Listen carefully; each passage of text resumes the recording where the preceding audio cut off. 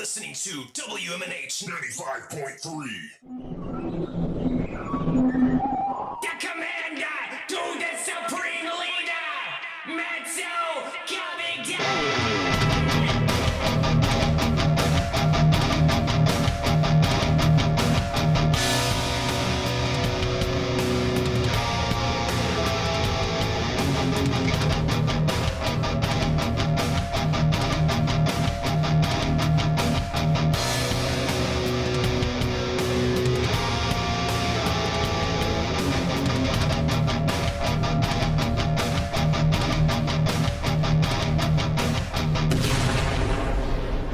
Welcome, everybody. Here we go. Happy Thursday. It is that time again. Matt Connarton Unleashed, and we are live from the studios of WMNH 95.3 FM in glorious, and it is a glorious day outside. Glorious, I say, downtown Manchester, New Hampshire. Also on Comcast Channel 6 if you're in Manchester. And hello to all of our online listeners across the nation and around the globe. You can go to my website, mattconnerton.com, for all of your live streaming options, social media links, contact info, show archives, etc., etc. Today is Thursday, September 21, 2023. So nice to have you all with me. By the way, that track that we opened with, that was Order of the Golden Dawn, and the band is Iron Jaw, and Iron Jaw is our featured musical guest today. So at the top of the hour at 5 p.m. Eastern Time, we're going to get those guys on Skype. I'm not sure if it's just going to be Rick Perry from the band who had joined us before. I'm not sure if it's going to be just him or other members with him, but they're going to be Skyping in at the top of the hour. So really looking forward to that. And we're going to play some more Iron Jaw music, of course, as we get close to the top of the hour. And I love these guys. When were they on last? It was early in the year. I think it might have been early spring. But they've got some new music, and I really love their sound. It's very, very sort of Judas Priest, and well, you can hear the influences, but really, really good stuff, really tight, and I love everything about this band. So anyway, they will be our musical guests today on the program. By the way, speaking of musical guests, yesterday we had Marvel Prone, or two of the members of Marvel Prone, Rainer and Emily. If you missed it, they came in and did a live acoustic performance here in studio in the second hour, and it was really, really good. And my dad, who lives out toward the seacoast, he says he's actually seen them live. He texted me and said he had actually seen them live in Somersworth, I think he said. So he's a fan. And then tomorrow on the show for musical guests, whoops, I neglected to mute my phone. Very bad of me. I don't know if the mic picked it up or not. Maybe not. I probably didn't even need to announce that I'd forgotten to do that, but that's rare. That happens like maybe 4 times a year. I actually forget to mute my phone before the show. Let's see. Tomorrow, our musical guest, Crooked Cash, will be here with us again, returning to the show. They'll be doing a live in-studio performance in the second hour on tomorrow's show. And, of course, tomorrow's Friday, so we'll have Eric Pilcher's Classic Film Review. And we have an additional musical guest tomorrow. DJ Reckless will be here tomorrow. Reckless hasn't joined us on the show in a while. I see him every day, of course, but I should mention he's got a show tonight at Murphy's Tap Room down sort of toward the other end of Elm Street here. If you're in the Manchester area, come check him out. Project Reckless University. He posted this on social media. Classes in session. Reckless University tonight at Murphy's Tap Room. Starting at, I think, at 9 p.m., if I'm not mistaken. 494 Elm Street, so check it out. Also, Diego the DJ will be there as well. So that will be tonight. Not only, by the way, is Reckless at Murphy's Tap Room tonight, but he will be at the Hop Knot on Saturday night, because the Hop Knot, our amazing sponsor in the Brady Sullivan at 1000 Elm Street, right across the street from us, actually. I can see them from here. I can wave, but we're on a slight delay. It's their 4th birthday this Saturday, the 23rd.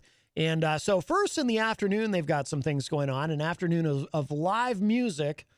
At 1 p.m., they have Matt Litzinger. At 3 p.m., Jasmine Mann. And at 4 p.m., Michaela Horan.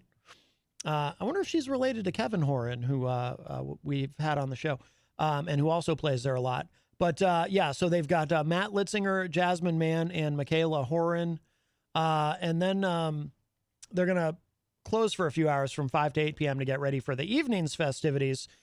Reopening at 8 p.m. for a dance party with Big Gay Events, which is capitalized, so I assume that's the name of the company putting it on, the promoter. Big Gay Events, and a set from DJ Reckless from 9 p.m. to midnight. So Reckless will be at the Hop Knot for the 4th birthday celebration. And Jenny and I will be there at some point on Saturday as well, so come down and say hello. We will be making an appearance to say hello to everyone and wish happy birthday to our amazing sponsor.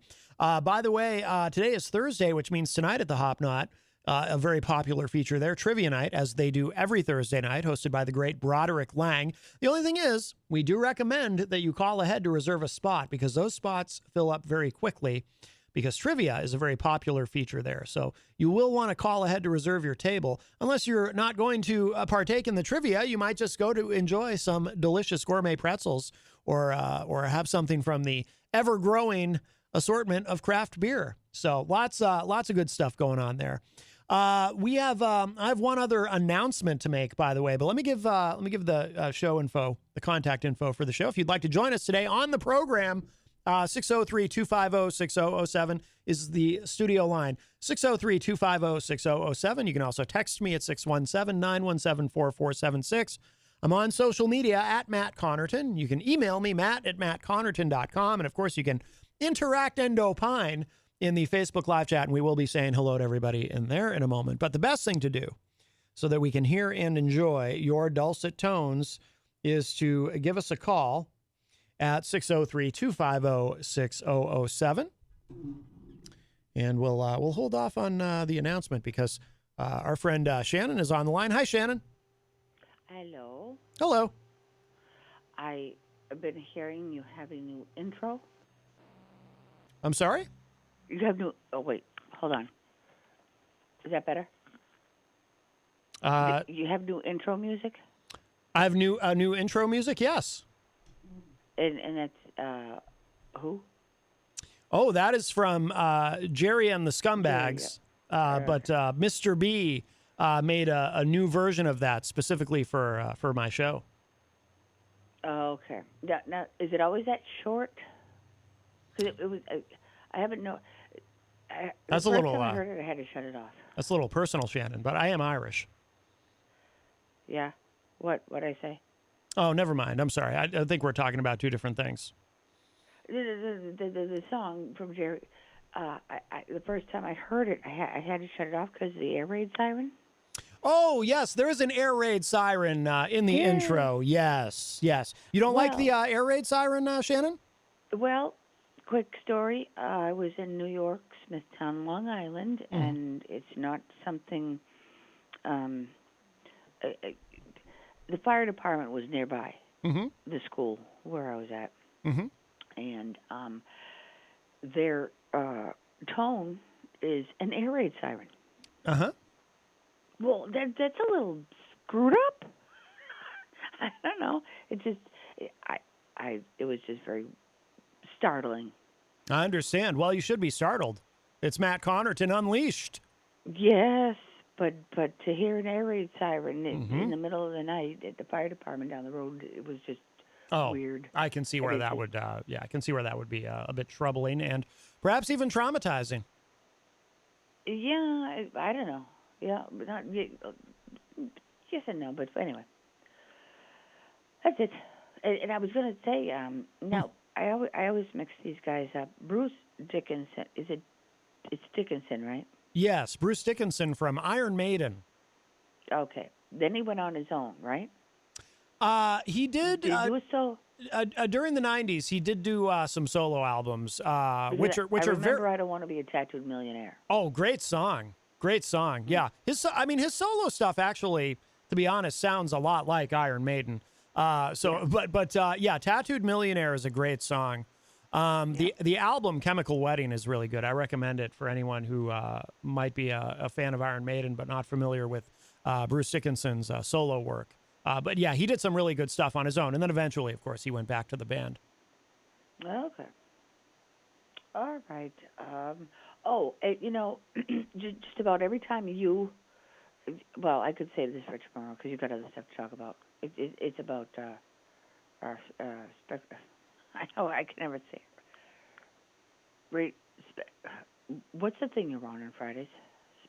What? I don't want to say Spectrum Radio. Retro Spectrum Radio? Spectrum. Yeah. Every time you said not guilty, I did too.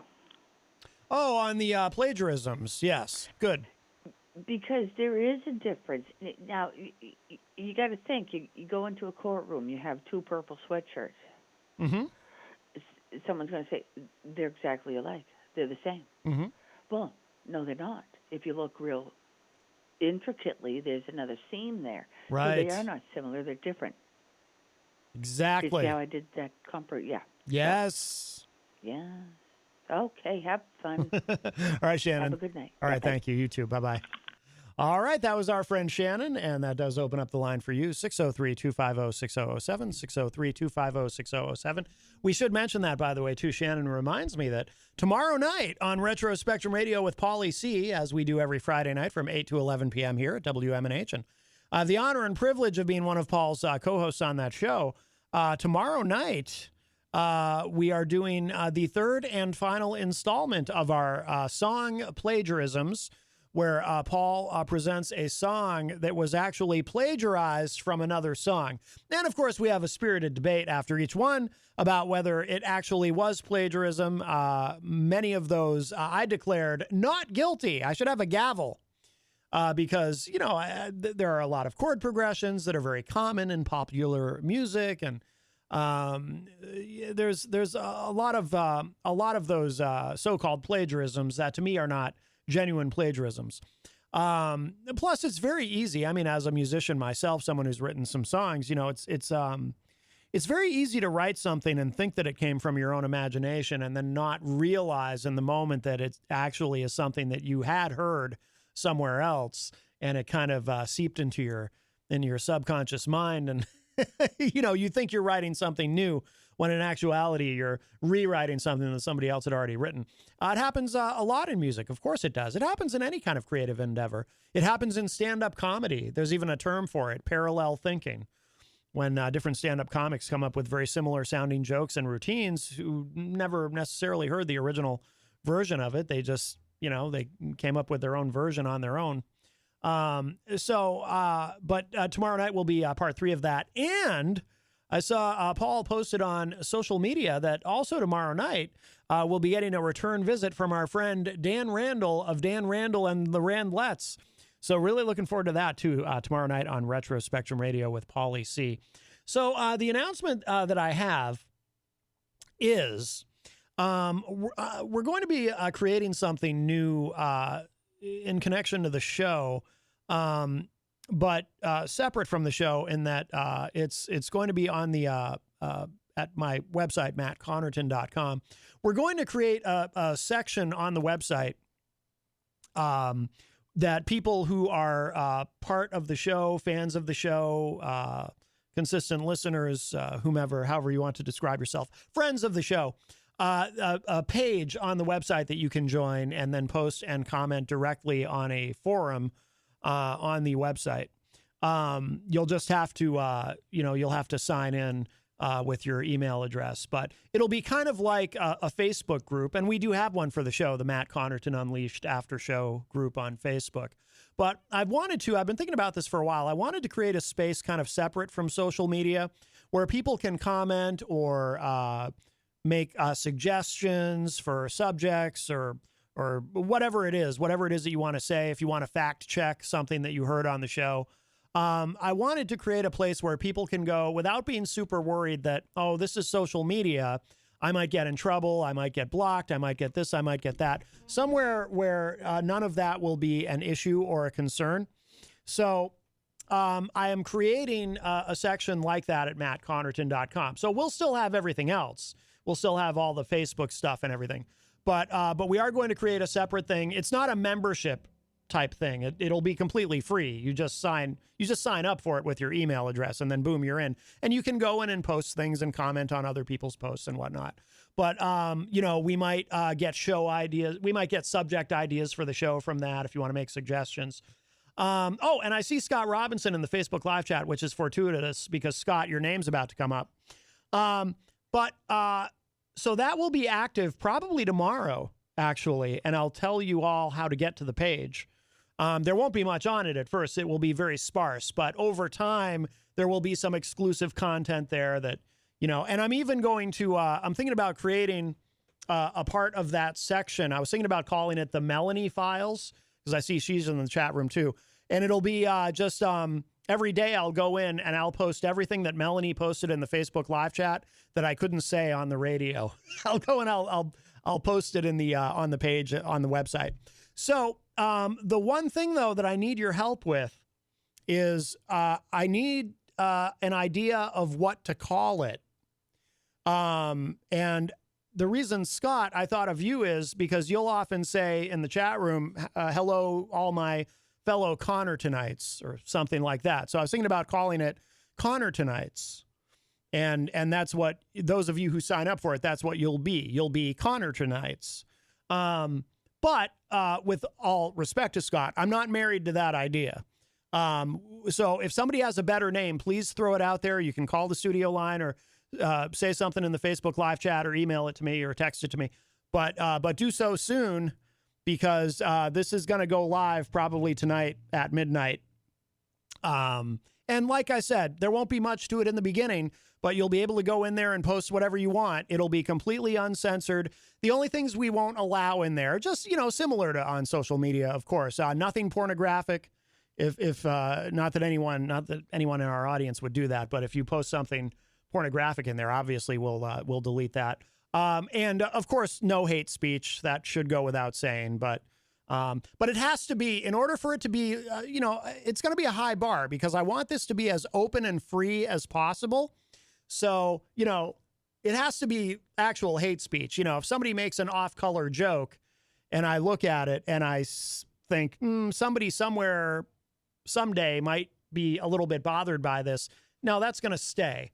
But anything that's just obvious hate speech will be deleted and removed immediately.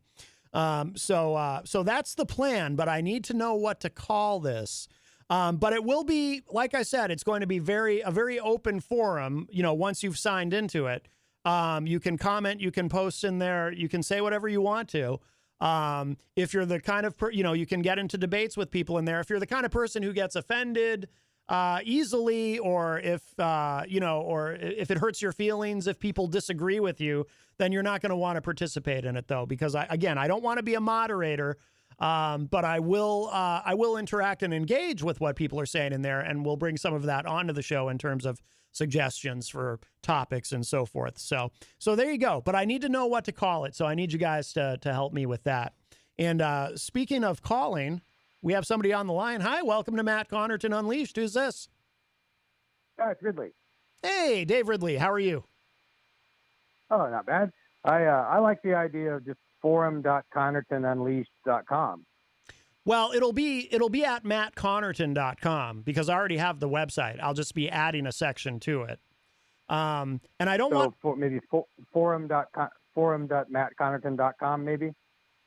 I don't want to use forum. There's something very sort of 1995 about calling it a forum.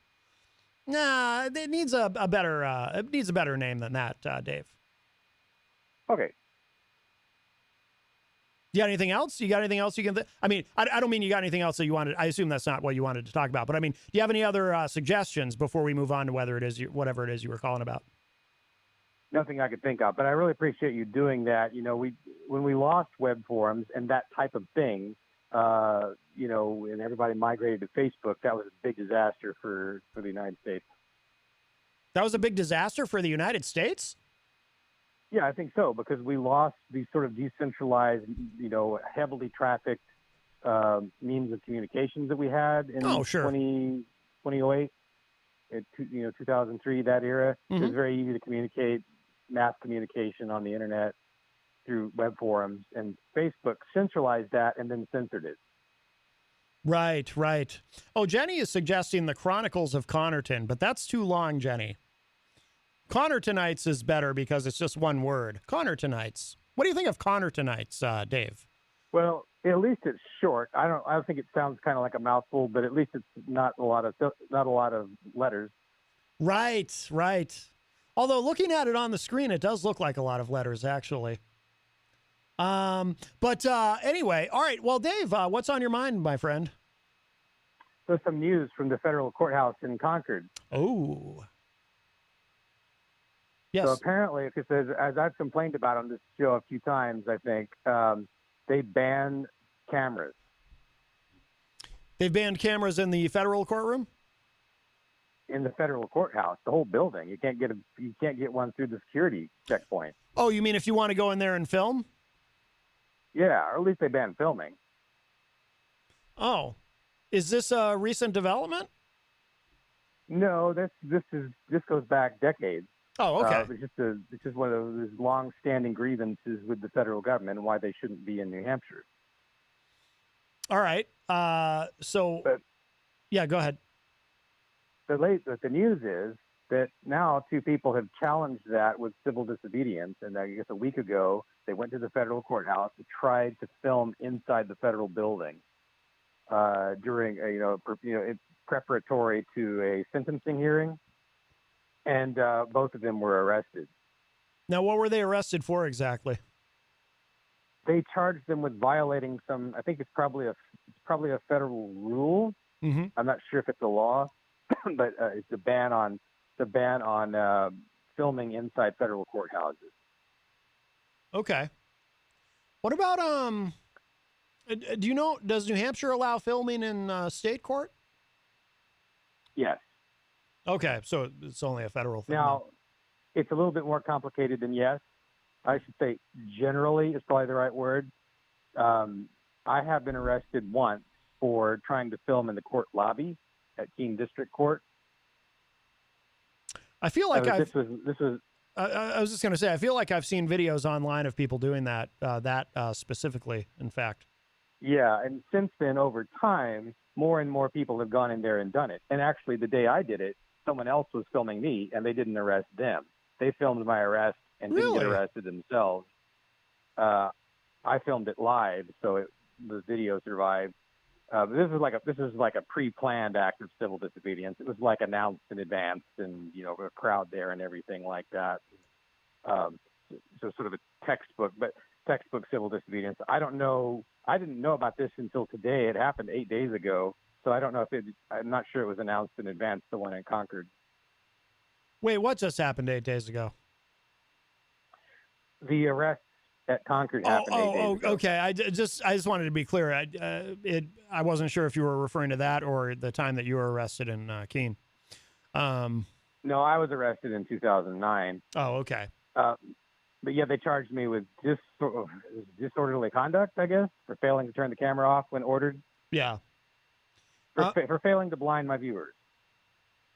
Now, did you? So, what happened after that? What was the consequence of that arrest? Were you charged, or how did? Well, in mine, yeah, they just put me through the court process. Initially, they tried to make a deal where I just paid a $250 fine. When I refused to pay the fine, they took me to trial and found me guilty and sentenced me to 6 days incarceration in Keene at the Keene. I guess it would have been the Keene, the Cheshire County Jail. Is what it's called officially. Oh, wow. Yeah. So you spent 6 days in the Hooskow. Correct. Wow. I had no idea, Dave. Oh, okay. Yeah.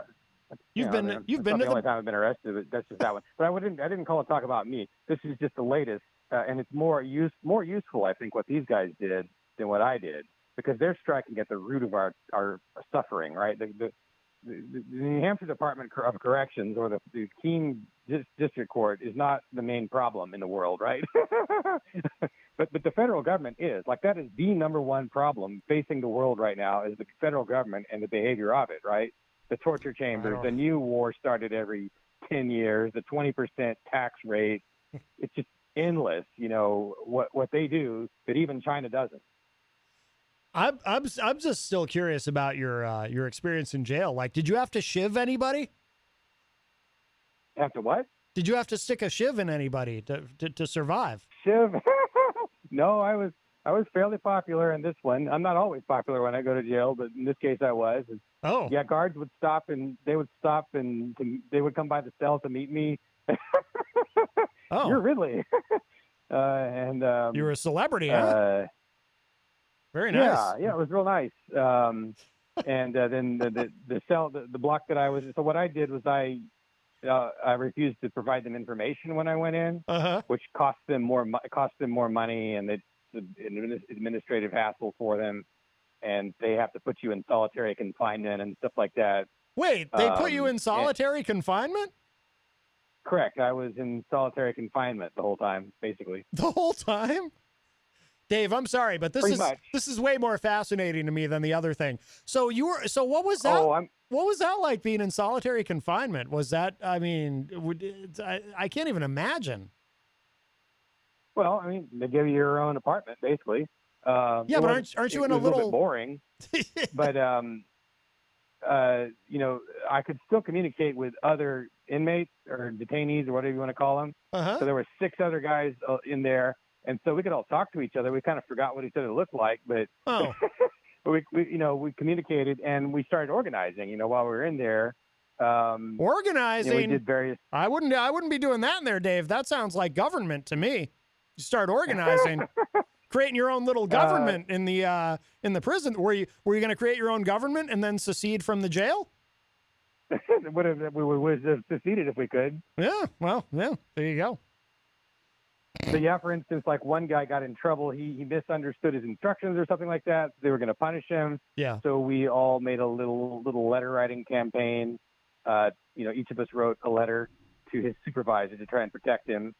And there were a couple other minor things we did. I was able to investigate a death that had occurred in the jail a few months before I arrived, and I was able to report on what happened. We had a live. Again, the arrest was recorded live, and then I was able to live stream from the demonstration when I got out of jail. There were about 30 or 40 people outside waiting to greet me. Wow. And of course, that had an effect on the jail, right? Like everybody's like, "Who are those protesters? Oh, this is great." It would just raise morale of everybody in the jail. Wow. And so that one, that was what we could do. It wasn't all perfect and everything, but that's what we could do in 2009. But again, now New Hampshire activists are doing, I think, something better. And you can see the video if you go. There's a video of the arrest that occurred in Concord. If you go to it's forum.shiresociety.com, and there you can just see the video. Okay. Oh, interesting. All right. Wow. I can't believe you spent 6 days in solitary. That's wild. Because I can't believe these guys were arrested, right? Like Yeah. it's no business. You're obsessing over something that happened a long time ago and is not that big a deal. What the federal government is doing this all over the United States, and no one's even talking about it. Every single federal courthouse, completely unconstitutional, restricting recording, and they're the source of all the power that the state government has, right? The state government wouldn't be able to get away with these kinds of censorship without federal assistance, right? Federal funds. So they're the root of the problem. Well, I don't know what would be to stop the state government from. Unless you're speaking in a broader sense, are you talking about the not being able to film in court, or are you talking just generally in terms of the state government not being able to do? Well, the reason the New Hampshire state government is maybe the least bad state government in the union, Mhm. but it would be a lot less bad if it weren't enabled by the federal government. Right, the federal government sends them all these funds, all this military hardware to act like a police state. They're not as bad as Chicago, right? They're not as bad as Texas, but they still wouldn't. For instance, in Keene, in Cheshire County, where I live, they wouldn't have they wouldn't have an armored vehicle. The police department doesn't have an armored vehicle by itself. Oh. It has an armored vehicle because the feds gave them one. And the only time they ever used it against anyone, they used it to come after a political activist. That's the Bearcat, right? Is that what they call that, the Bearcat? Right. And everybody in Keene came out. It seemed like everybody in their kitchen sink came to the hearing to testify against accepting the Bearcat, right? They told the Keene City Council, we don't want this. So the Keene City Council said, oh, okay, everyone doesn't want us to have it, so we're going to have it. Now, Crystal, our friend from the great state of Illinois, has a question for you in the chat room. What reason is Dave Ridley wanting to film in a courthouse? Is there a particular case involved? Well, the reason I film in the courthouse is because does there have to be a reason, right? Right. So because of you should be, your position is you should be free to do that. Regardless, because why? Because our taxpayers pay for that? Well, I mean, I can say Or that, but I can also say there were some specific things that made that day a good day to do it. They were trying to censor somebody else, right? There was another guy a few months before that who'd gone in there and he was filming a hearing, and they ordered him to turn the camera off as they were arresting somebody at the hearing. Oh, right. So he was. I mean, it's a little more complicated than that. It was more like 30 seconds after the arrest started, I guess you could say, something along those lines. But anyway, they were restricting somebody else in there. So to protest that, I said, well, I'm going to go in there, and I am not going to accept restrictions on camera activity in that building. I mean, not as long as I'm outside the bathroom. You know, as long as I'm not in the bathroom, I'm going to film. Now, what if, I don't know if you've ever run into anything like this, Dave, or if you've ever seen anyone run into this particular scenario, but I'll just ask you anyway, and it can be a hypothetical, but if you were filming or trying to film it, or someone else was trying to film, and say the defendant in the case felt that their privacy was being violated in some way, and they didn't want you to film, and they asked you to leave, what would you do? Or has that ever actually come up? Well, in a sense, you know, it comes up every time I'm driving down the road and I see flashing lights on the side of the road, right? Like that when someone's being pulled over, I don't film the arrest. I might film an arrest, but I'm not gonna walk up to a traffic stop and try to film that, right? Because I don't know what the detainee wants, or the target of the traffic stop. It's kind of the same thing in court. If a defendant doesn't want me filming him, I might not film that, right? There would have to be some reason. I'm trying to protect defendants against the government, and if the defendant feels that that's not helpful to them, why am I going to waste my time on them? Right. I think maybe from, let me just kind of play devil's advocate with you a little bit here. I think maybe from I'm a big transparency guy. I like transparency, but I think maybe from the point of view of the government, there might be an idea that we should presume that defendants don't want somebody they don't know. Just generally, most defendants probably don't want somebody they don't know coming into their court hearing and filming that.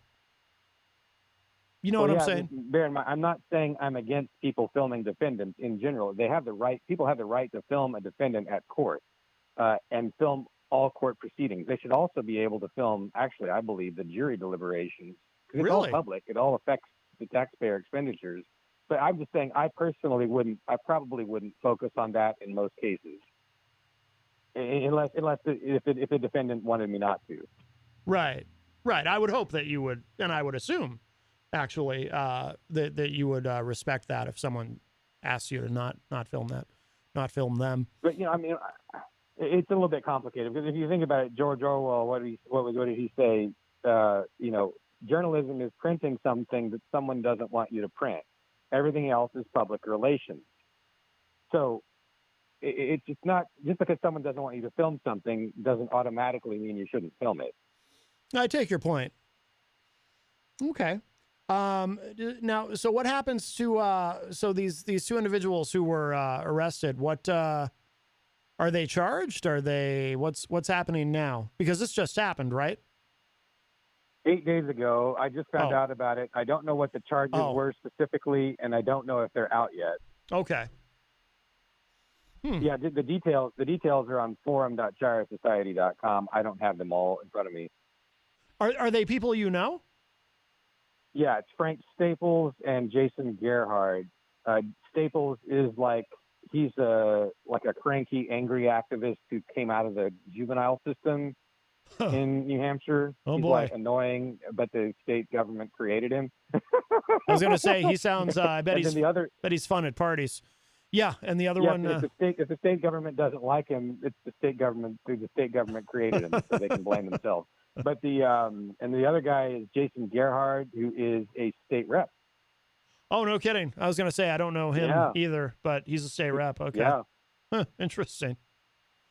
He's state rep. By the way, he's a state rep who has sponsored secession legislation this session, constitutional amendment to allow a referendum on secession. Oh, okay. All right. Yeah. Taking another bite at that apple. Yeah. Okay. All right. Well, very good. Well, Dave, always appreciate the call. Was there anything you wanted to add? Anything else on your mind? That is all. Again, forum.shiresociety. Oh, wait, Dave. Yes. And Go there. Wait, Dave, before you go, I totally forgot, Dave. I've been meaning to ask you this and you haven't called in a while. I don't know if you saw, but I was behind a car in traffic one day and I took a picture. The license plate said NH Exit on it. Is that you? No, but that sounds good. Okay, I was curious if it was I'm sure it's somebody you know, but you don't know. Probably. You don't know who has that plate, obviously. No, I don't know who has that one. Yeah. Now that I'm thinking about it, even if you did, we probably shouldn't say that on the air. But yeah, I did. I posted the picture on Facebook. You probably didn't see it, but I actually wrote in the post. I said, "Ridley, is that you?" But obviously, it wasn't you. But I thought you'd like that. But all right, very good, Dave. Thank you so much for the call. You're welcome so much for the call. All right, take care. Bye-bye. All right, bye. All right. We heard from our friend Dave Ridley, and wow, Dave was in the big house for 6 days in solitary confinement. That's wild. I'm just fascinated by that. We have a call, but it's not showing up on the caller ID, so I have no idea who this is. Hi, welcome to Matt Connarton Unleashed. Who's this? Hey, Matt, it's Pauly. Oh, Pauly C from Retro Spectrum Radio with Pauly C. Yes. What is it that you were looking to get named? Oh, so I'm starting at mattconnerton.com. There's going to be a page that people will be able to access to post things that maybe they don't want to put on social media, but things that they, are things related to the show, maybe political, whatever, and they don't want to have to worry about being censored.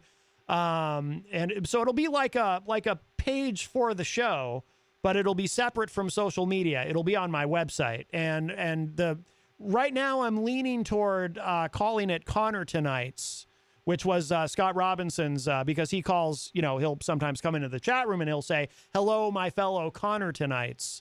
So trying to decide what to call it. I have one. Yes. So when you create a forum, and forgive me for using that word, to me that just sounds so 90s. But anyway, Yes. the word forum, yes. Yes. You could, and I'm sure this forum will welcome a lot of attitudes and moods and frustration and Yes. tones and so forth, right? Yes. Yes.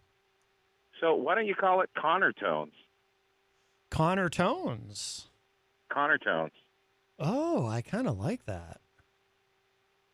Oh. And put tones in capitals, Tones, Connor Tones. Anyway. That's good. Paul, that's really good. I like that.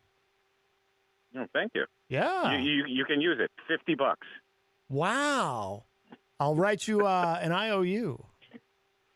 Yeah, no. Yeah, you're welcome to use it. That one just went right through my head when you were talking about it, so I figured I'd throw it out there for you. That's good. That's good. Yeah, I like it. I think we have a new leading candidate. Awesome. Okay. Yeah. I will stay in touch. I'm at the edge of my seat. And in the meantime, I'll see you tomorrow night with the great Dan Randall. DJ Steve will not be joining us. He's going to New York to visit his mom. Ah, very good. All right. Well, looking forward to that'll be fun to hang out with Dan Randall of Dan Randall and the Randlettes. Absolutely. Yeah, Steve and I were at the beach last night, and apparently Dan was there at a concert, and when we drove by the casino, there was like 8 people. So I think it was like Dan and 8 other people who saw whoever it was at the casino last night. Oh, I saw something on Facebook he posted about the show he was at, and I can't remember what show it was. But exactly. Nobody can, man. but whoever it was, I seem to remember thinking, oh, they're still around. I'll have to look. Yeah, right. I'll have to look at the break who it was. That's cool. All right, man. Well, I'll check in with you tomorrow, my friend. All right, Paul. Thank you. All right, see you. All right, bye-bye. All right, Pauly C from Retro Spectrum Radio with Pauly C. Friday nights from 8 to 11 p.m. right here at WMNH 95.3 FM. And looking forward to that tomorrow night. Friday is my favorite day of the week here at WMNH. It's my long day here, and I do love it so. Connarton. I like that. That's good. That's really good. Let's see. 603-250-6007 if you'd like to join us. 603-250-6007. Actually, in high school, it reminds me, in high school, I had a friend, Mark Chafee, huge Iron Maiden fan. I haven't seen or talked to Mark in a very, very long time, but he used to call me Matt Connarton. That was his nickname for me. My primary nickname in high school, if you will, was Connarton.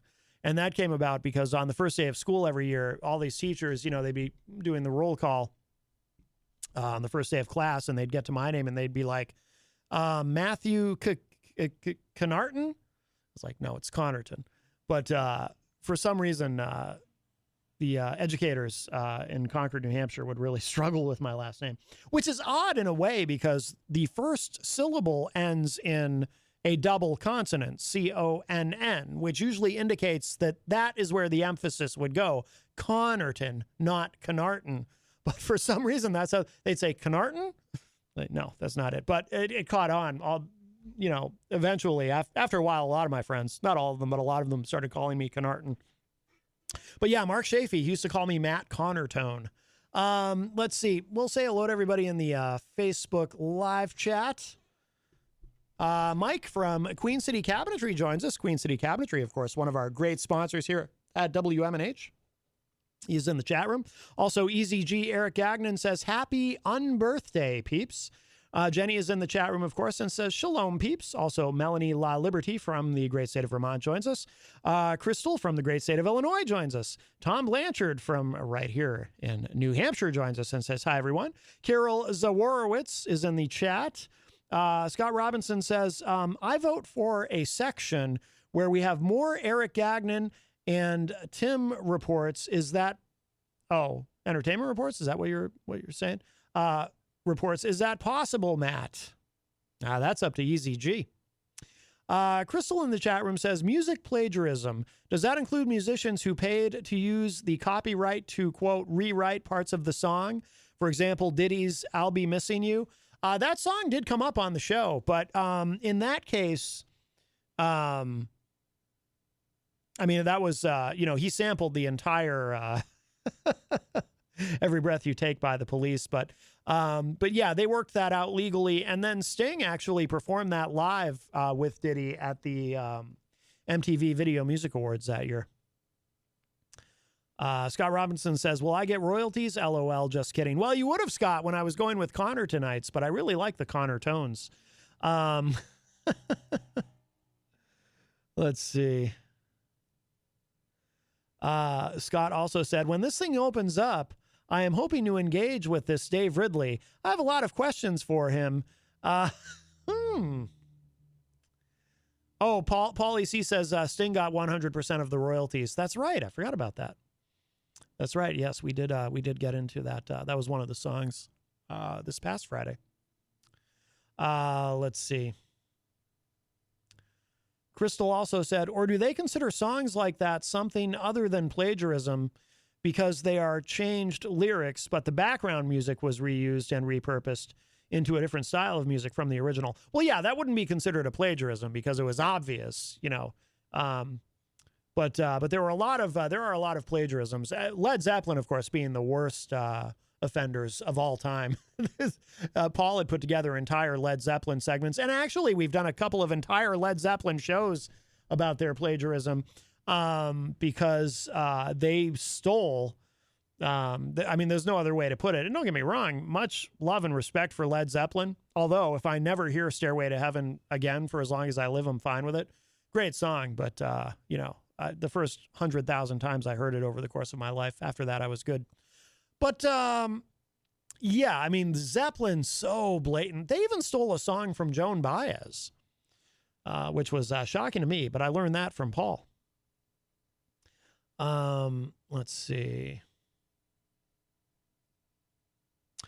Crystal also said in the chat room regarding Dave Ridley's call, I think media can ask permission for trials of public interest, for example, Trump or Hunter Biden, but the judge can say no, and sometimes they do. Yeah, that's true. In a lot of these instances, it's up to the judge, for high-profile cases, whether or not cameras will be allowed. That is true. Crystal also said, wow, he wants to film jury deliberations? That could potentially endanger jurors in mafia cases and other cases. Yeah, that was my first thought too, Crystal.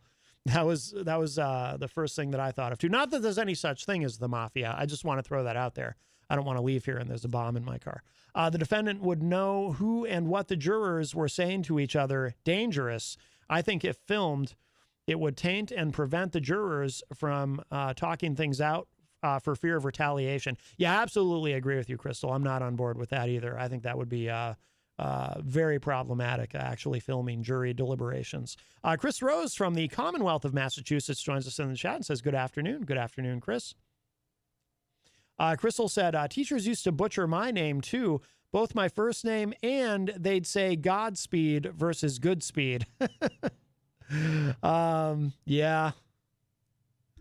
Yeah, my name gets misspelled a lot too. In fact, when I was the very first, this wouldn't happen today because everything's online, everything's electronic, but the very first bank account that I ever had, it was a savings account that my parents opened for me while I was still a teenager. And so it was my very first bank account. And on the bank book, my last name was actually spelled wrong. It was spelled Connerton. Which, by the way, is the more common spelling of my last name. Connarton obviously is not a very common last name to begin with. Although there is another Matt Connarton right here in New Hampshire, but he's my uncle. But Connarton is not a common name. But the way that my family spells it, Connarton, that's even less common. About once a year, I'll go on Facebook and I'll just see what other Connartons I can find. And there's more of us than there used to be, certainly. On Facebook, but not that many. Crystal says, I wish you guys didn't have to mute Facebook for Retro Spectrum. I think I'd like that show. It's just a pain in the butt to have to use two devices. Well, Crystal, can't you just open another browser tab? Because that's what we encourage people to do for Retro Spectrum Radio. If you don't know what Crystal's referring to, on Retro Spectrum Radio with Pauly C on Friday nights, Paul mutes the Facebook feed because it's all this copyrighted music, and Facebook is really clamping down recently about that.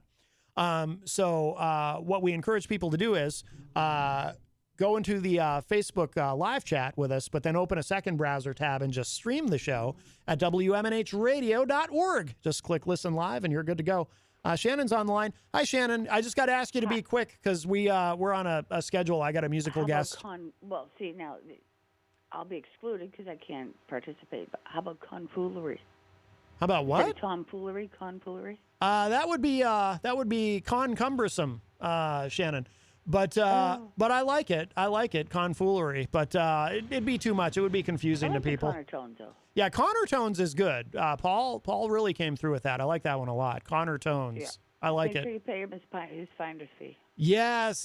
I'm gonna fill out an IOU. Yes. Okay. All right, Shannon. Bye-bye. All right, very good. All right, here's what we're going to do because it is close to the top of the hour. We're going to take a quick break. Oh, hello to Joe Friday, who joins us in the Facebook live chat. Going to take a quick break. We're going to show some love to our amazing sponsors here at WMNH 95.3. And then we're going to play another track from Iron Jaw. We're going to play The Wolf King, which is the newest single. And there's a video out for this song too, which is very, very cool. But I love this song. Really, really good. So we're gonna play The Wolf King, and then by the time we get to the end of the song, we should have the band. I'm not sure again if it's just going to be Rick or if it's going to be other members joining him, but we will have at least one member, perhaps more, of Iron Jaw on Skype with us all the way from Texas. Really looking forward to that. Great band. So we've got plenty more to do. So don't go anywhere. Unleashed, more Unleashed coming up. But yeah, let's show our sponsors some love. Come on down to the Hop Knot at 1000 Elm Street, Manchester's premier craft beer and gourmet pretzel bar. Tell us more, Trudy. We make our dough fresh every day. We make a variety of styles of pretzels and serve craft beer, cocktails, and a few bottles of wine. We do the traditional pretzel, and we have multiple flavors for that. We also do stuffed pretzels, pretzel sandwiches, free dessert pretzels, and pretzel knots. The Hop Knot in the Brady Sullivan Plaza at 1000 Elm Street. Bring your kitchen to life with Queen City Cabinetry, located at 87 Elm Street in the historic Sunbeam Mall in Manchester. Open Monday through Friday, 9 a.m. to 5:30 p.m. and Saturdays, 10 a.m. to 2 p.m. They can be reached at 603-222-2007 or on the web at queencitycabinetrynh.com. Come see the possibilities. Queen City Cabinetry, another proud sponsor of WMNH.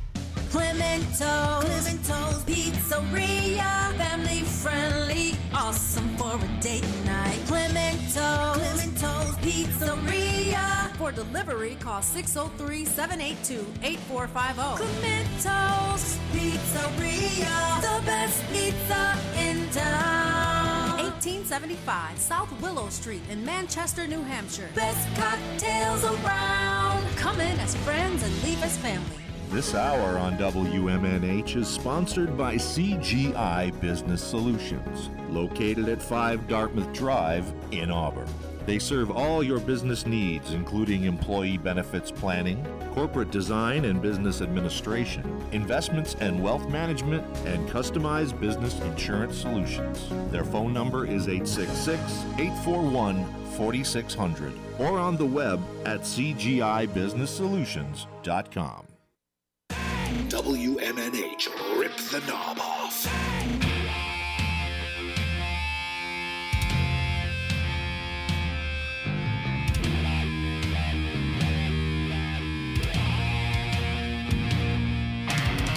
As they reign for 1,000 years, all who fallen are forgiven, preordained, anointed sinner, at the feet of the wolf king.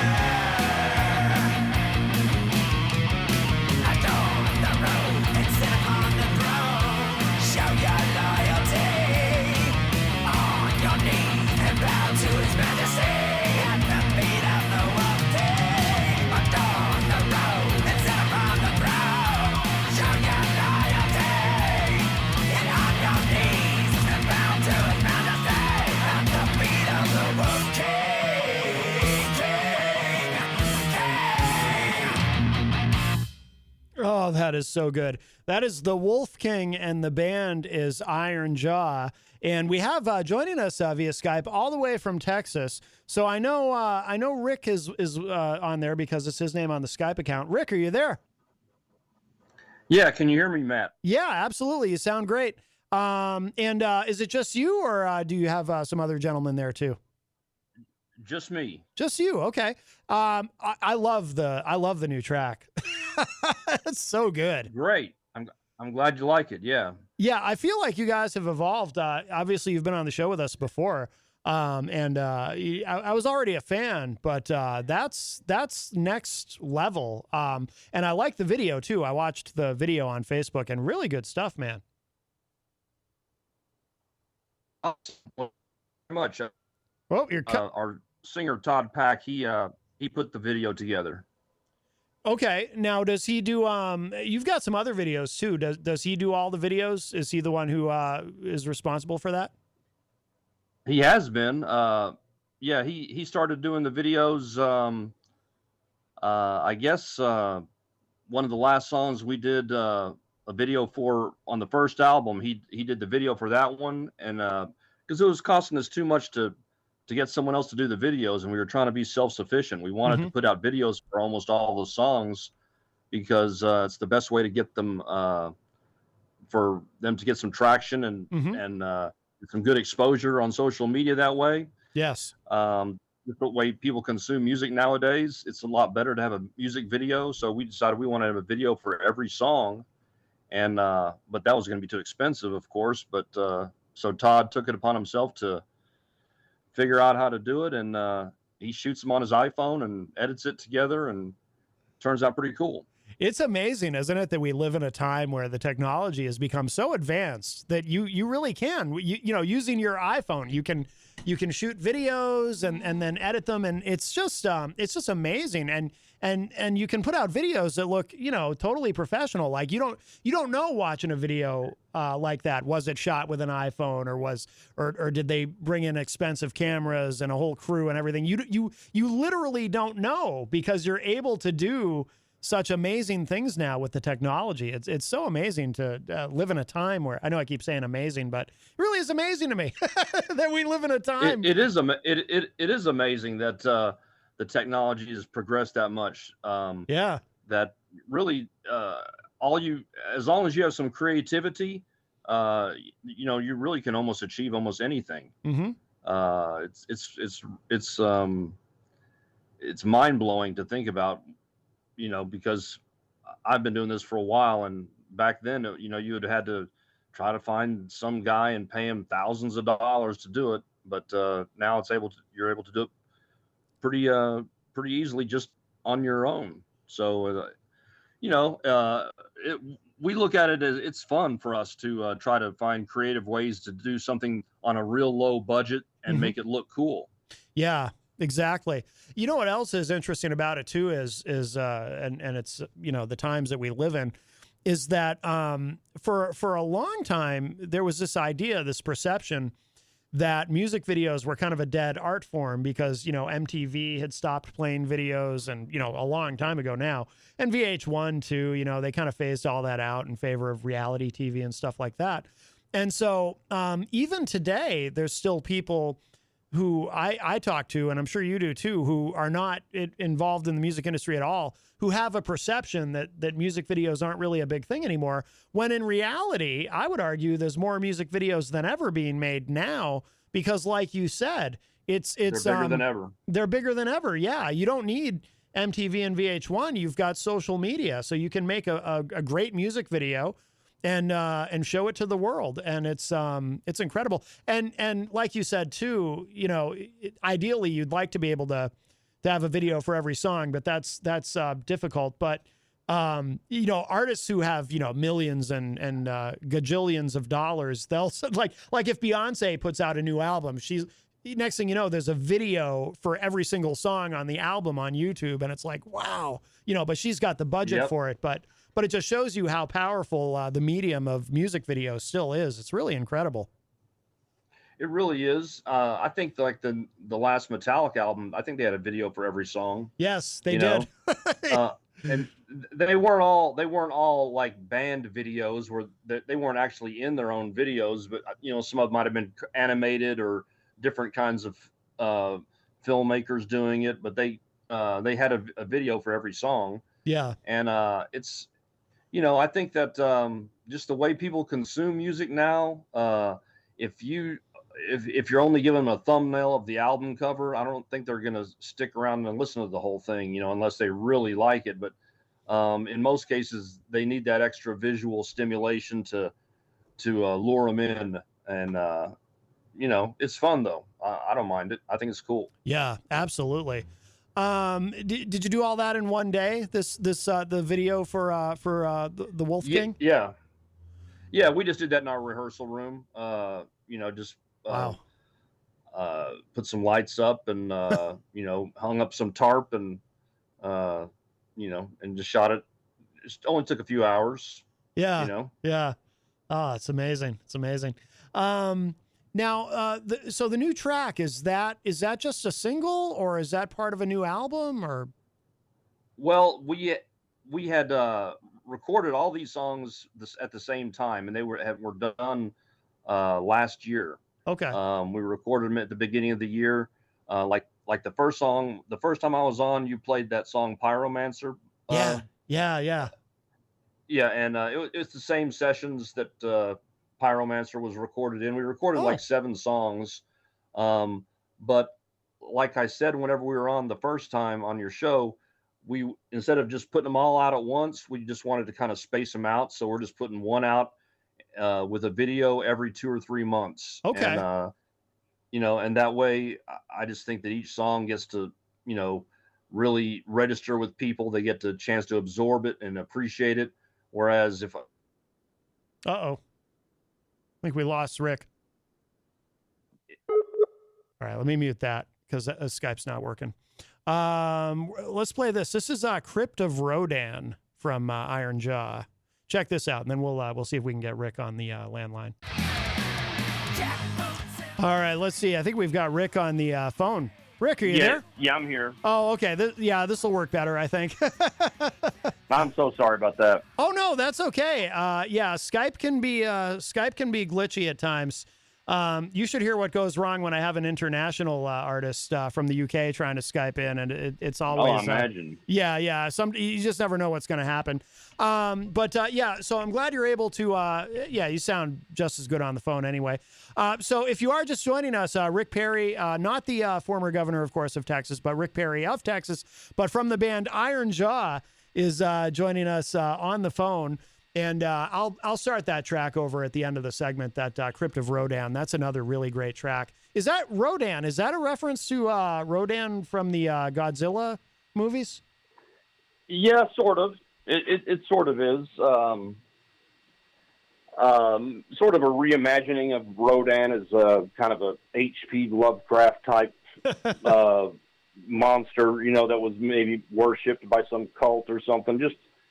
It was just kind of a starting point. But yeah, I'm definitely a big fan of those old Godzilla movies. Yeah. I remember seeing a lot of those when I was a kid. There's a television station in this area. Actually, it's in Boston, WLVI channel 56, and they used to do, when I was a kid, on the weekends, they would have Creature double feature where they would show 2 of those movies back to back. I heard that there's a station that plays nothing but Godzilla movies 24 hours a day now. Oh, good Lord. Yeah. There's a Godzilla network. Oh, wow. Now, the band Sepsis is in our Facebook live chat, and, we were talking earlier about social media, making music videos and distributing them on social media. And Sepsis says in the chat room, without social media plus music videos DIY, some of us would be invisible. Quality, resources, and timing, you guys got it. So sounds like Sepsis is a fan of what you're doing. Very good. But that's very true. You have to try to figure out different ways to catch people's attention and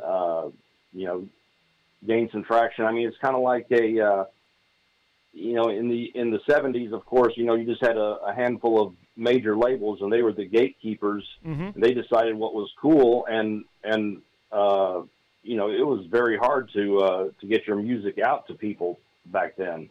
But now it's the opposite problem. Now there's so much music out there, you have to find a way to try to, stand out. Right. Exactly. Is that something you guys actively think about in your approach, like how to stand out? Because there is so much, and I would imagine where you are in Texas, there's probably a lot of metal. I mean, some people have this stereotyped idea, Texas is probably a lot of country music and whatnot, and obviously there's that too. But there's a lot of really good metal bands that come out of Texas as well. Metal is big in Texas. Yeah, metal is definitely big in Texas. Yeah. Of course, I mean, Texas is a big state. There's a lot of spaces in between, Dallas and Houston and San Antonio. There's a lot of small towns where it's, not much going on. But in the major cities, metal is definitely very big. Yeah.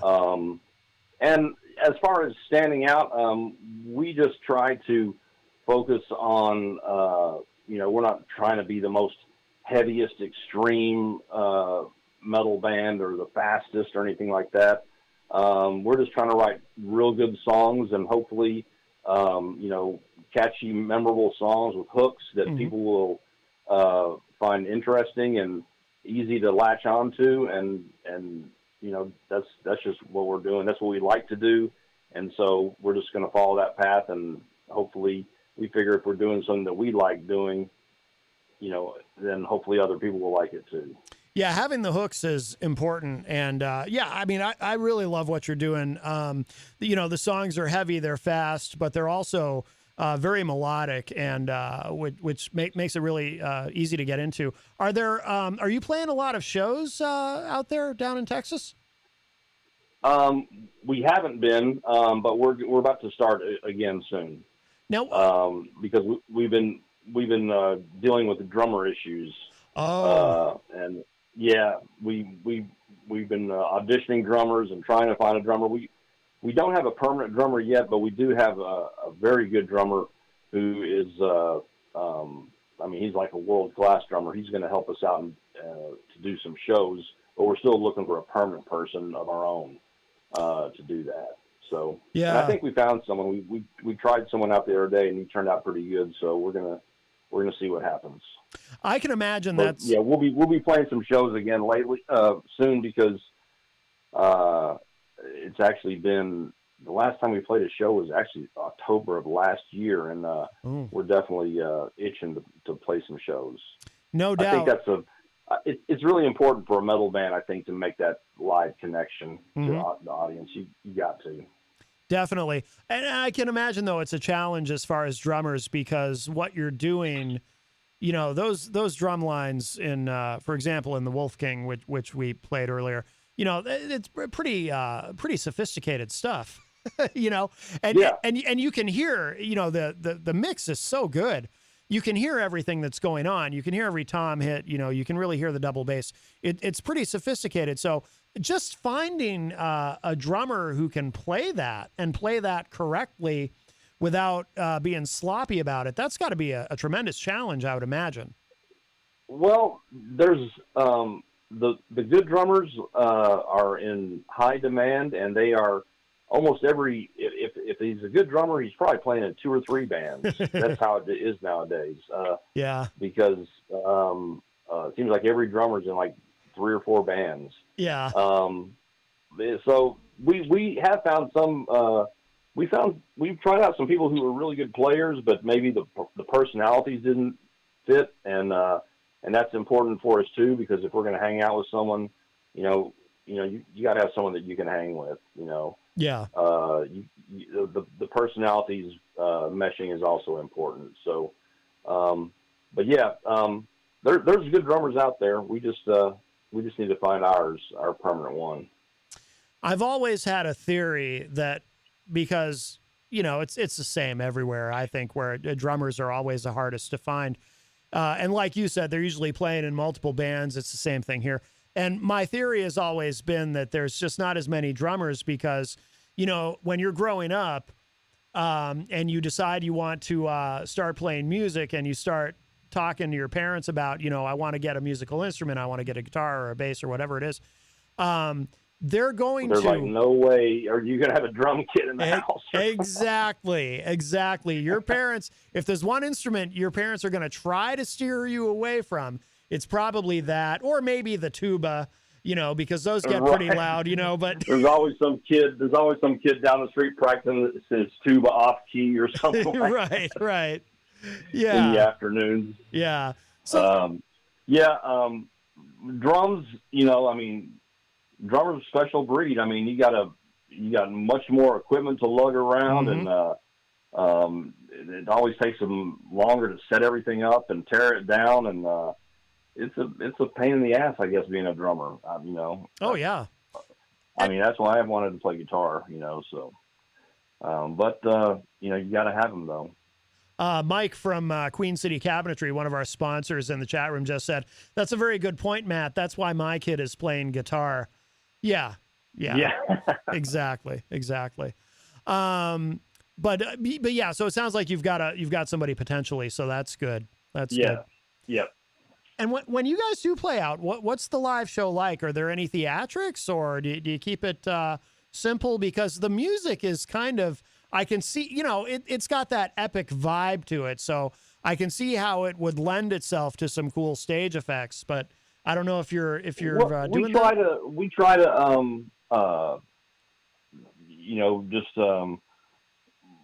you definitely want to try to put on a performance, because it's, when people are coming to see you, I don't think it's sufficient just to be standing there playing your instrument, looking at your hands while you're playing your guitar or something like that. Right. You need to try to project to the audience and try to entertain them in some way. We don't have any theatrics or anything like that. Maybe some lights or fog, or to make some dramatic things, or maybe some intro tapes or some different segues and sound effects and things like that.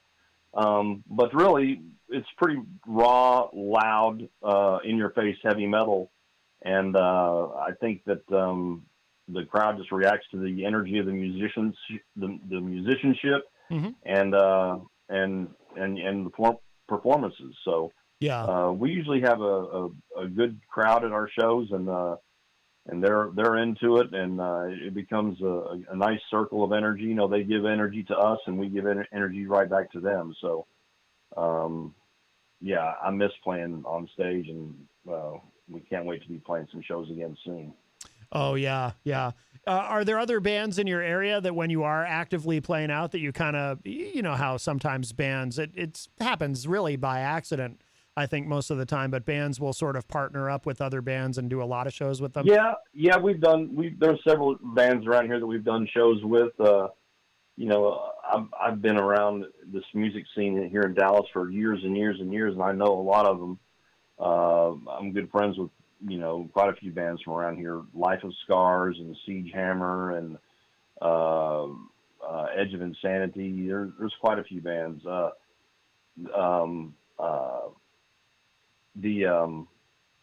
Mike Woosley, the guy who calls into your show sometimes, he was his band. He was in he was in Infinity Vein until recently. Yeah, right. Yeah. But he quit, right? Yeah, he left Infinity Vein. He's having a crisis of faith or something. I'm not sure exactly what happened. I just know it doesn't look like it ended well. Just from what I see on social media, but I don't know exactly what happened. But I think he's got another project he's doing, and he's also got some solo stuff. So hopefully we'll hear some new music from him soon. But he's a good musician. I'm sure he'll do something. Oh yeah. I think when I saw him post that saying I'm quitting the music business, I was like, come on now. I doubt that. Yeah, it can be, well, as you know, it can be discouraging at times, and sometimes when something doesn't work out, music is such an intimate thing when you're making music with other people, and it becomes like a family or a brotherhood.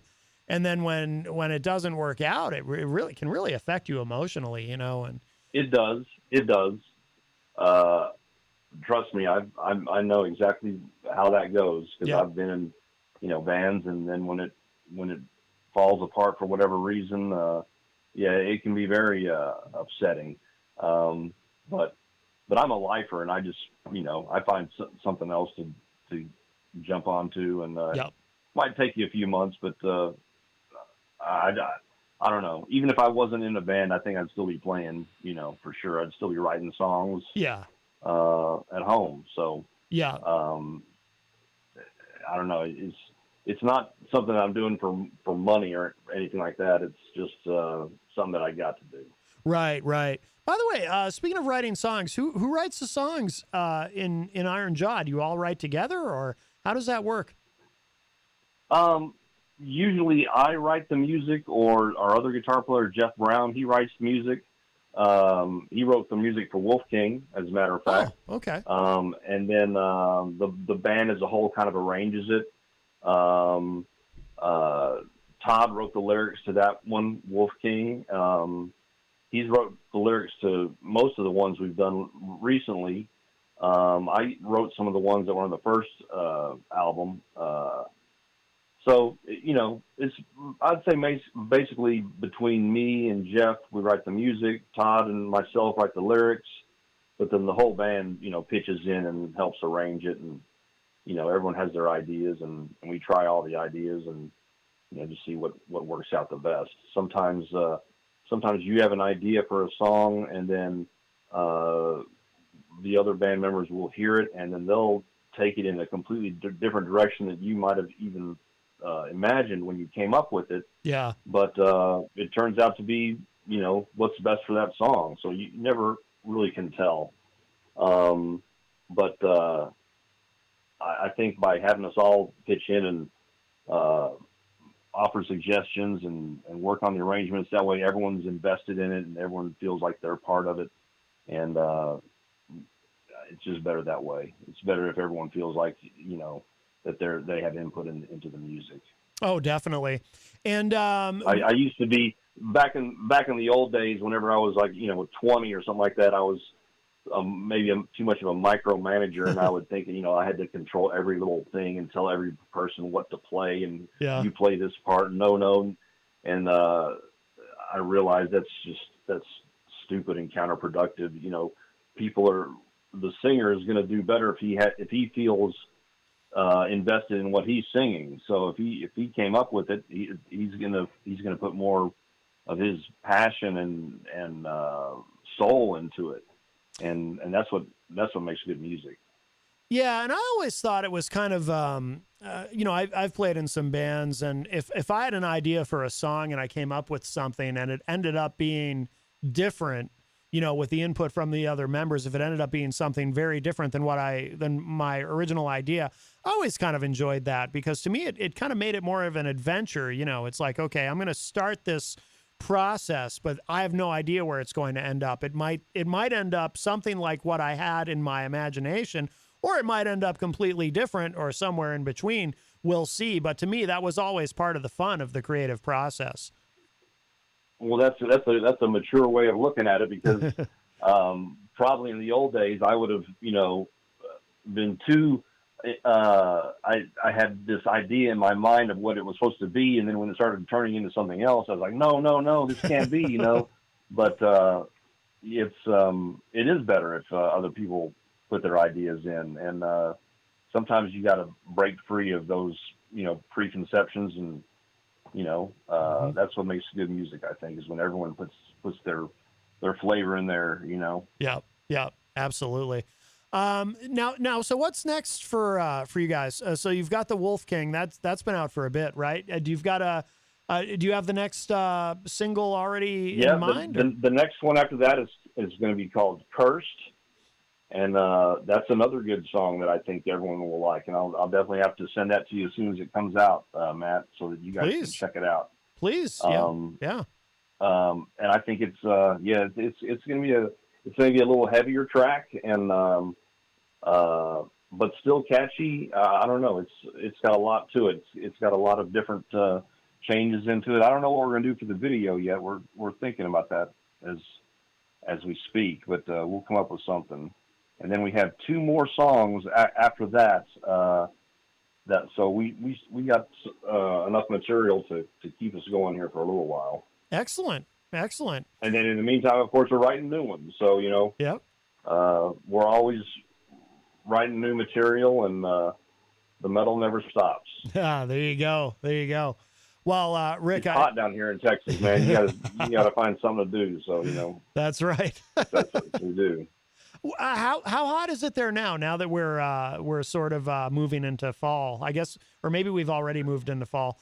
It's you know, settling down around 101. Jesus. You know. Wow. But it was 109. You know, for about a month straight. You know. Damn. It was hot. Yeah. That's brutal. Yeah. You really got to say you don't have that up there, do you? No, I mean, we did have a very hot July. But to us, it's more like, you know, if it's in the 90s, then it's hot. Most of July was very hot, but then August was beautiful. You know, August was a lot of 80-degree days, which after a month of, 90 to 100, 80 is really nice. So we had a great August. Everyone has air conditioning up there, right? Whoever didn't have it before this last summer probably has it now. Yeah. Yeah. I remember I went out to visit some friends in another band out there in Oakland, California, and it was summertime. They didn't even have air conditioner in their house, So, really? And it felt great, Huh. Interesting. Yeah, things are changing though. There's parts of California that had a harsher winter last year than we had here in New Hampshire. It's just it's really it's really remarkable. Yeah. But Rick, thank you so much for joining us. I'm gonna let you go in a moment, and we're gonna play this track, "Crypt of Rodan." Yeah. But before you go, what do our listeners need to know about how to keep up with you guys, what you're doing, and social media or a website, anything you want our listeners to know about, so they can keep an eye on Iron Jaw? Well, they can go to our YouTube channel and see all our videos, and that's at youtube.com/IronJawTX. And then we've got our Facebook is facebook.com/IronJawHeavyMetal. And then let's see what else. Or you can go to Bandcamp, and if you look up Iron Jaw on Bandcamp, you can order all our shirts and music off Bandcamp as well. So yeah. I think it's always good for people to support the local independent musicians. So keeping the metal flowing. Absolutely. I love it. All right, Rick, we'll let you go, and I'm going to get to this track, but thank you so much for joining us, my friend. And when the new single is... Yeah, Matt, I appreciate it. Absolutely. And when the new single is out, please send it to us, and we can do... we'll do one of our world radio premieres and the whole deal, and I can't wait to hear it. You got it, man. Thanks, Matt. All right, my friend. Thank you. We'll talk to you soon, Appreciate I'm sure. it. You got it. Bye-bye. Bye. All right, very nice. That was the great Rick Perry from the band Iron Jaw. And I love these guys. Great sound. Let's give this a listen. So this is called Crypt of Rodan. We're going to play this, and then we'll come back with the balance of our show. We've got a little bit more today. But check this out. Crypt of Rodan, Iron Jaw from Texas. Great stuff.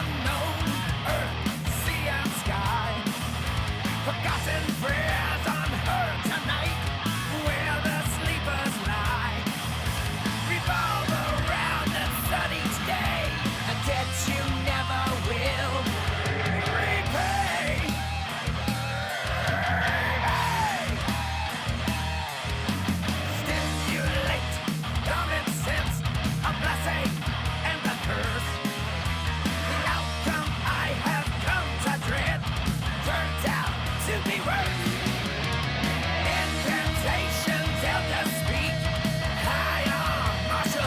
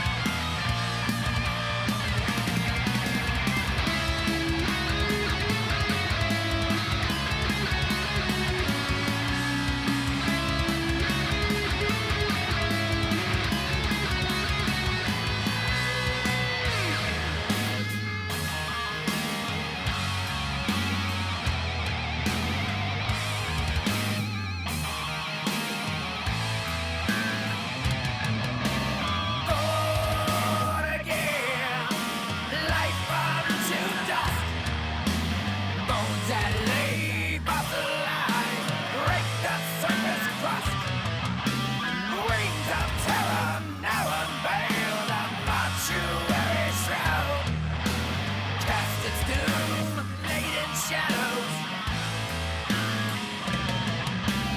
Over the ground.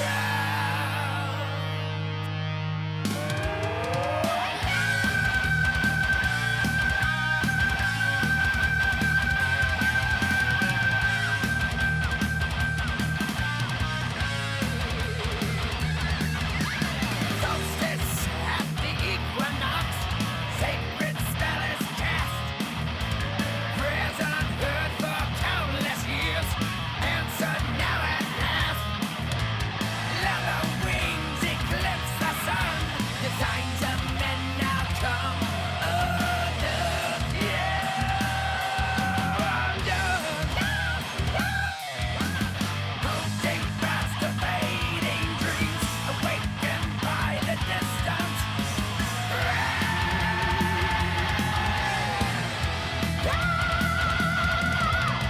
Jackboots in the streets below, coming on the one you know.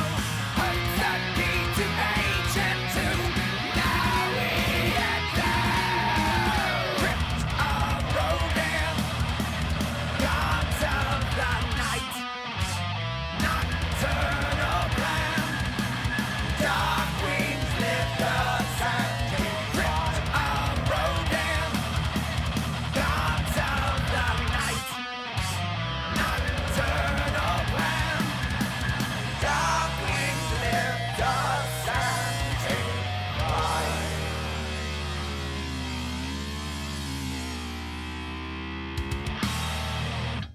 Come on down to the Hop Knot at 1000 Elm Street, Manchester's premier craft beer and gourmet pretzel bar. Tell us more, Trudy. We make our dough fresh every day. We make a variety of styles of pretzels and serve craft beer, cocktails, and a few bottles of wine. We do the traditional pretzel, and we have multiple flavors for that. We also do stuffed pretzels, pretzel sandwiches, free dessert pretzels, and pretzel knots. The Hop Knot in the Brady Sullivan Plaza at 1000 Elm Street. Bring your kitchen to life with Queen City Cabinetry, located at 87 Elm Street in the historic Sunbeam Mall in Manchester. Open Monday through Friday, 9 a.m. to 5:30 p.m. and Saturdays, 10 a.m. to 2 p.m.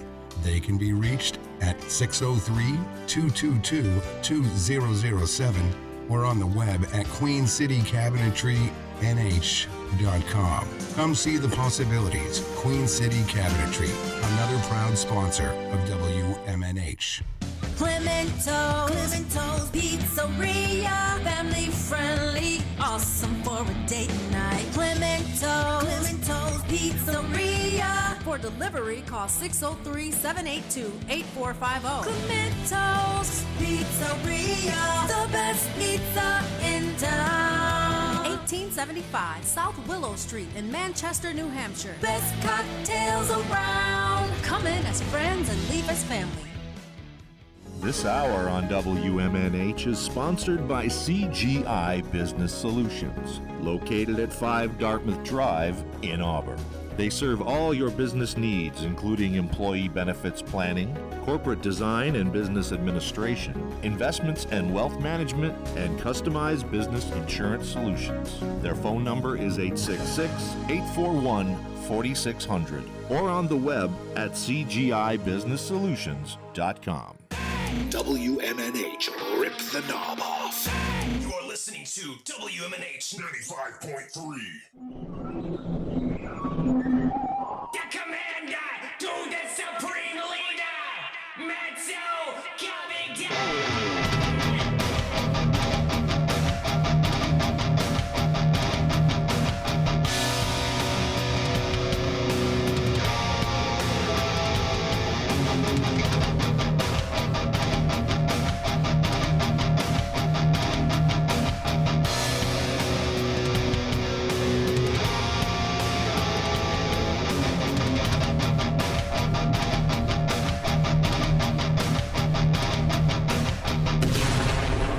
Welcome back, everybody, as we cruise into our final segment today of Matt Connarton Unleashed, and we are live from the studios of WMNH 95.3 FM in glorious downtown Manchester, New Hampshire. Also on Comcast Channel 6 if you're in Manchester, and Hello to all of our online listeners across the nation and around the globe. You can go to my website, mattconnerton.com, for all of your live streaming options, social media links, contact info, show archives, etc., etc.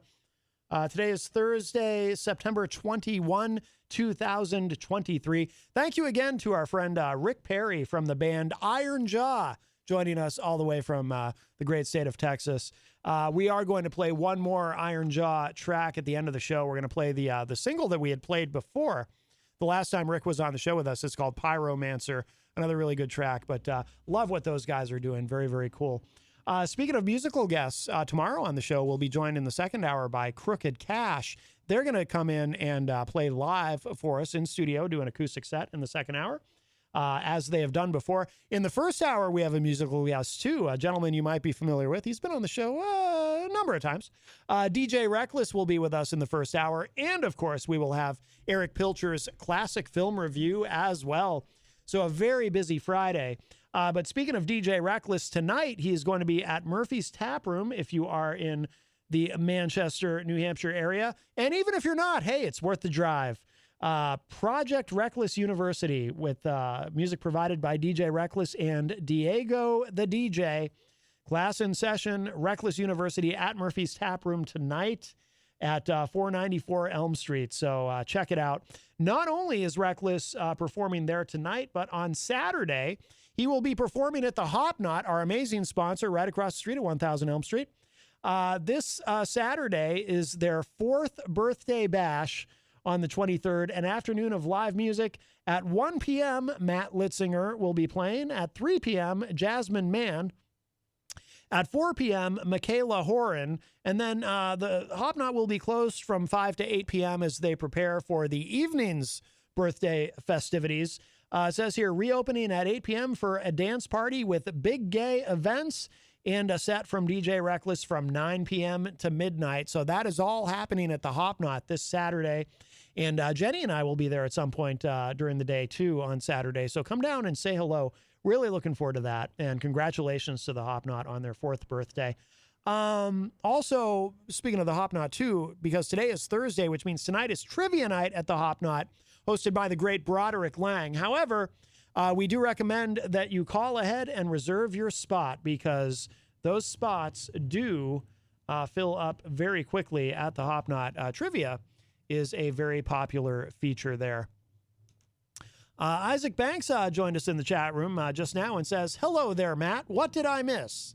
Well, let me recap the entire show for you, Isaac. No, I won't do that. But, of course, if you did miss any part of today's show, it will be up in just a little bit at WMNHradio.org and at my website, mattconnerton.com. But if you'd like to get in with a call, I would suggest you do so quickly because we only have a few minutes left in today's show, but the studio line is open, 603-250-6007, 603-250-6007. And looks like our friend Shannon is on the line. Hi, Shannon. Hi, sorry. Curious, GSM, is that on tonight? Granite State of Mind? No, I don't think so.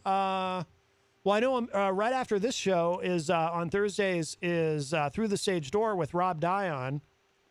Because they used to be on Fridays, and I thought they moved to Thursdays at 9. Oh, maybe it is. Yeah, maybe it is now that you mention it. But you're not sure? I'm not sure offhand, Shannon. No. Oh, okay. You should put a sign in the window for happy birthday, Hop Knot. Uh-huh. If you could wave to them, they could read the sign, right? Oh, yeah. Yeah, they'll totally be able to see it from across the street. Sure. All right. I was just checking. All right, Shannon. Thanks. Bye. All right, thanks. Bye-bye. All right, 603-250-6007, 603-250-6007. If you would like to get in with a very quick call, one other thing about tomorrow night, too, I want to remind you, Retro Spectrum Radio with Pauly C tomorrow night from 8 to 11 p.m. And this is what Paul put on social media. Friday night on Retro Spectrum Radio will feature our third and final segment of famous songs ripped off by your favorite artists. And sitting in for DJ Steve this week will be none other than Dan Randall from Dan Randall and the Randlettes. Do join us. And, of course, you can listen. What we suggest you do if you're listening online, come to Facebook. Hang out with us in the Facebook live chat on the Retro Spectrum Radio Facebook page, but open a second browser tab. Go to WMNHradio.org and click Listen Live. Paul does mute the Facebook feed during his program because of all the copyrighted music. It gets us in trouble with Facebook, so he mutes the Facebook feed. But we'd love it if you would come and hang out with us in the chat room. We have a lot of fun in there. Just open a second browser tab, go to WMNHradio.org, click Listen Live, and you can stream the show in all of its stereo glory. Let's see. Well, we don't really have time to get into much other than I will just say, as far as political news, it would appear to me that Kevin McCarthy's speakership is collapsing. He's the story I had pulled up just kind of vanished. Wait a minute. Let me look over here. Yeah, this is okay, here we go. This is from thehill.com. House GOP in turmoil on spending. You know, it sounds terribly cliche when people say our politics is broken, but it is true. Our politics is broken. And the reason that gets said so much is because it is so true. Says here, the progress in spending and shutdown talks that House Republicans were touting Wednesday night was revealed to be a mirage by midday today, dealing Speaker Kevin McCarthy a blow and keeping the conference in a state of turmoil. An attempted redo on a Pentagon appropriations bill failed again today. A revamped framework for a GOP-only stopgap to prevent a government shutdown on October 1 still faces enough conservative opposition to block it. And today, GOP leadership sent members home, canceling expected weekend votes while cautioning members to be on call. The result is a Congress no closer to averting a government shutdown than at the beginning of the week when the House GOP conference opened with a different promise deal from conservative and more centrist Republicans. With just 9 days to go before a potential shutdown, McCarthy is starting to openly air his frustration with the hardline conservatives, some of whom have expressed support for trying to oust him, you know, like Congressman Matt Gaetz, for example. He talks about that type of thing. Or Congresswoman Lauren, what's her name? Lauren Boebert. McCarthy told reporters after the failed vote, quote, "This is a whole new concept of individuals that just want to burn the whole place down. That doesn't work. Look, I know it's an obstacle.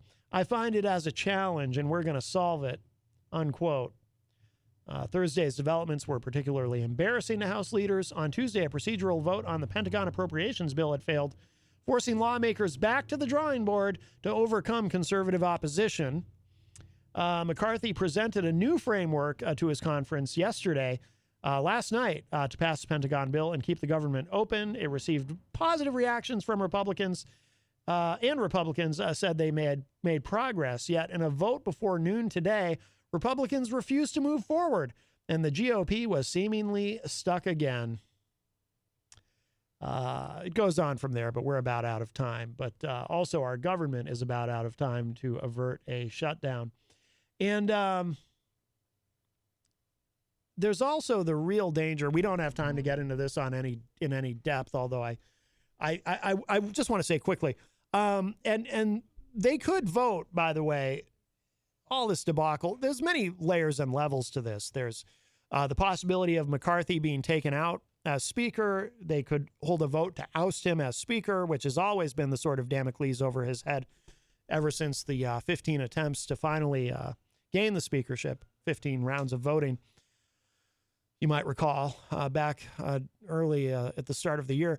There's also the issue of aid for Ukraine, continuing to fund their war effort, which all this is happening, by the way, that hangs in the balance, right? And all that is happening as Zelensky is visiting. He met with McCarthy today and others. There's a lot going on here. There's a lot of moving pieces. But one thing I did want to say in terms of there's a question about whether if they do try, if the House Freedom Caucus is about 20 members, right? If they do move to try to oust McCarthy and this is finally their excuse to do it, there's some discussion of whether Democrats, because Democrats could actually save McCarthy and keep him in place. strategically speaking, they probably shouldn't do it without getting something from McCarthy in return, but I do think they should do it. There are some on the left who think that they should, just let this thing continue to burn down, because it's the Republicans who are sort of self-immolating as this happens. Let them continue to look like they can't govern, because they can't. Let chaos reign. It's on them. It's only going to damage them. Mitch McConnell warned about that, by the way, Senator Mitch McConnell. The thing is, though, it's really bad for the country. So I would just encourage Democrats, if there's an opportunity to save McCarthy, because if he's ousted, then what happens? The chaos that will come from him being ousted, and then the Republicans have to elect a new speaker. It'll be, look, just as someone who's an observer of politics and who really enjoys politics, it would be fascinating to see all of that play out politically. It would be riveting to see all of that play out. But like so many things so often politically that are really fascinating to watch happening, it would be horrible for the country. This is bad enough. What's happening right now is bad enough. We're on the edge of another government shutdown, which is terrible for the economy. Some people take it very lightly, but a government shutdown, it costs the economy trillions of dollars, or billions at least. It's not good. But then if McCarthy is ousted, it's going to be, I can't even imagine the nightmare that we're about to walk into. So I think Democrats, I think Hakeem Jeffries, who apparently has a good relationship with McCarthy, professionally at least, I think he should go to McCarthy and say, look, we're going to help you. We're going to help make sure you stay on as speaker. We have the votes to protect you, because that is the most important thing to McCarthy, clearly. But here's what we want in return. And we start with, you're going to keep your promise to the president. See, remember the debt ceiling deal? Promises were made. A deal was made. And now these House Freedom Caucus members are trying to drag McCarthy out of honoring his promise as part of the deal, the debt ceiling deal. So Hakeem Jeffries, I think, needs to go to McCarthy and say, we're going to save you, but you have to keep your word to the president, and maybe some other inducements as well. But I hope that happens, because, again, if McCarthy is ousted, and look, I'm no great fan of McCarthy, although there's, I was impressed, at least. I gave him credit for coming through on the debt limit, because I really didn't think he was going to be able to. And he did. He found a way to get it done, working with Biden. He found a way to bring his conference along. So that was good. And I gave him credit for that. And look, the guy, it's true that he doesn't give up 15 rounds of voting before he was able to become speaker. And he hung in there, and he projected optimism the entire time. I give him credit for that. But whoever comes after him, whoever the Republicans put in after him, it's not, I don't know what happens if he's ousted. And I don't want to find out. Again, it would be fascinating to see it play out, but it's going to be bad for all of us. It's going to be bad for all of us. It's going to be bad for Ukraine, too. And Putin is watching all this just laughing, because he knows. You know what he knows. Wow, we're definitely out of time. We got to go. All right, if you miss any part of today's show, WMNHradio.org or my website, MattConnarton.com. I'll talk to y'all tomorrow. Bye, everybody.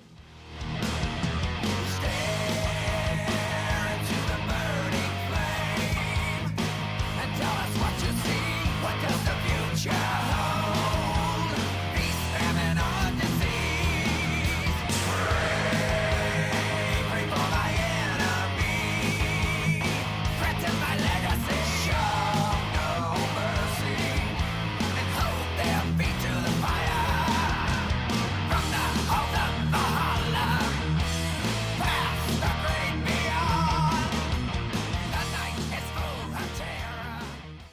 to the Hop Knot at 1000 Elm Street, Manchester's premier craft beer and gourmet pretzel bar. Tell us more, Trudy. We make our dough fresh every day. We make a variety of styles of pretzels and serve craft beer, cocktails, and a few bottles of wine. We do the traditional pretzel, and we have multiple flavors for that. We also do stuffed pretzels, pretzel sandwiches, free dessert pretzels, and pretzel knots. The Hop Knot in the Brady Sullivan Plaza at 1000 Elm Street.